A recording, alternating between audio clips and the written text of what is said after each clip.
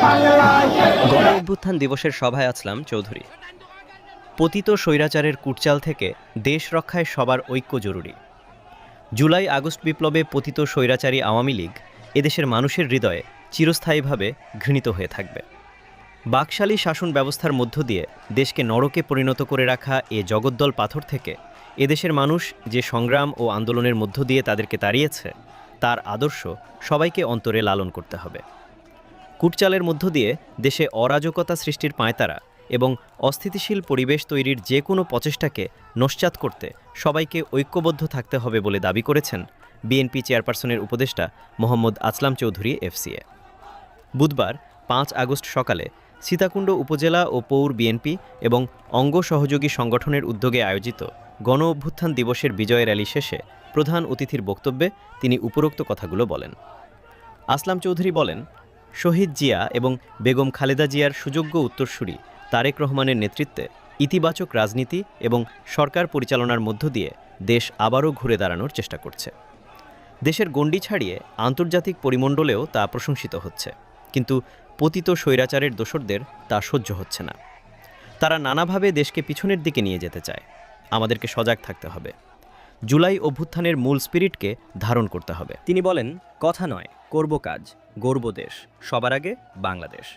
এই আদর্শকে ধারণ করে প্রধানমন্ত্রী তারেক রহমান দেশকে এগিয়ে নেয়ার চেষ্টা করছেন। উন্নয়ন সমৃদ্ধির এই অগ্রযাত্রা নিশ্চিতে বিএনপি তথা অঙ্গ ও সহযোগী সংগঠনের সকল নেতাকর্মীকে দেশ গঠনে যার যার জায়গা থেকে ভূমিকা রাখতে হবে। তবেই কাঙ্ক্ষিত লক্ষ্য অর্জিত হবে ইনশাআল্লাহ। সীতাকুণ্ড উপজেলা বিএনপির আহ্বায়ক ডাক্তার কমল কদরের সভাপতিত্বে এবং সদস্য সচিব মোহাম্মদ মুরছালিন ও পৌরসভা বিএনপির সদস্য সচিব সালেহ আহমেদ সলুর সঞ্চালনায় অনুষ্ঠিত উক্ত সভায় অন্যান্যদের মধ্যে বক্তব্য রাখেন উপজেলা বিএনপির যুগ্ম আহ্বায়ক জহুরুল আলম জহুর, সালামতুল্লাহ, ফজলুল করিম চৌধুরী, পৌরসভা বিএনপির আহ্বায়ক জাকির হোসেন, পৌরসভা বিএনপির সাবেক সভাপতি ইউসুফ নিজামী, বীর মুক্তিযোদ্ধা আবুল মনসুর, মোজাহের উদ্দিন আশরাফ সহ যুবদল ছাত্রদল নেতৃবৃন্দ।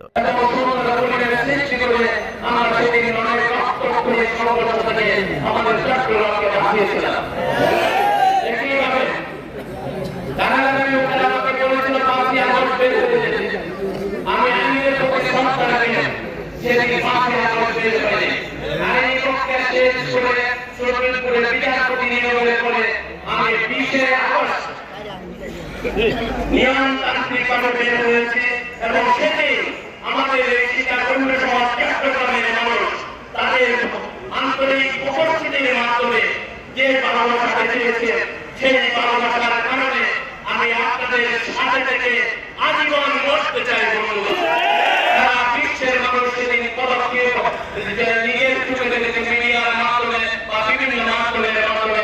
আপনারা চট্টগ্রামবাসী, আমাদের চট্টগ্রামবাসী, আপনারা সীতাকুণ্ডবাসী কিভাবে মানুষকে সম্মান জানাতে হয়, কিভাবে আপনারা মানুষকে সেভাবে করেছেন।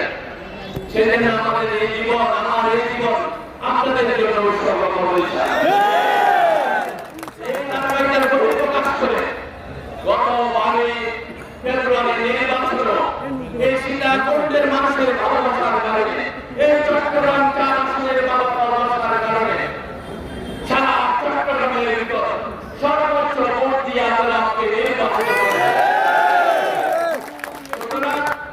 কোন প্রকার ষড়যন্ত্র এই চট্টগ্রাম 4 মানুষের বিজয়কে ছিনিয়ে নিতে পারবে।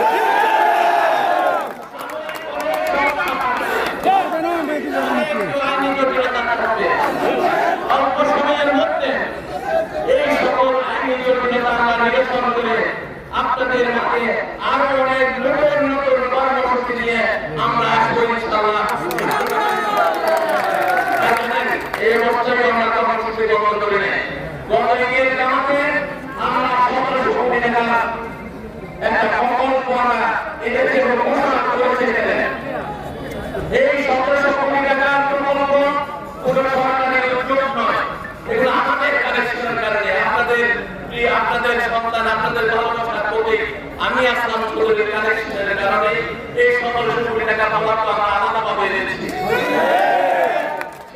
কার্যক্রম শুরু হবে 20 সেপ্টেম্বর থেকে, এই আগামী মাসের 20 সেপ্টেম্বর থেকে ইনশাআল্লাহ।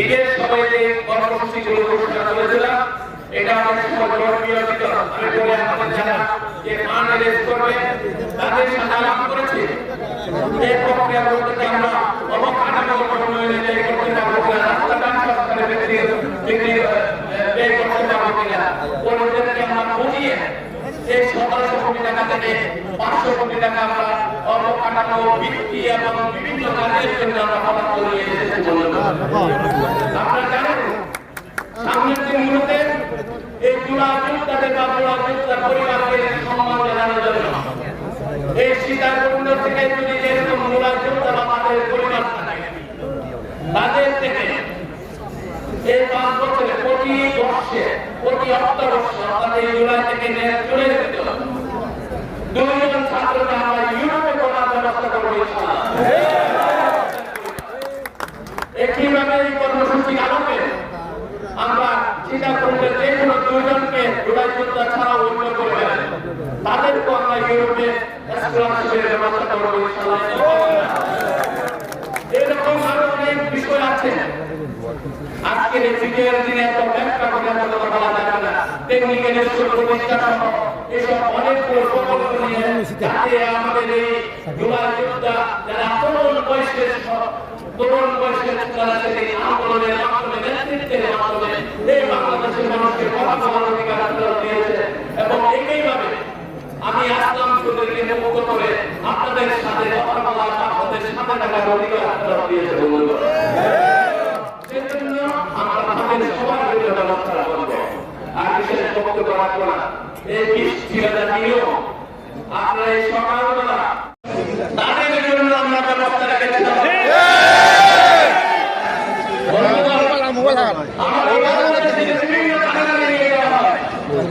যে কারাগারে গিয়েছি কিনা আমরা আন্দোলন সংগ্রামের নেতা কর্মীদের তুলে নেওয়ার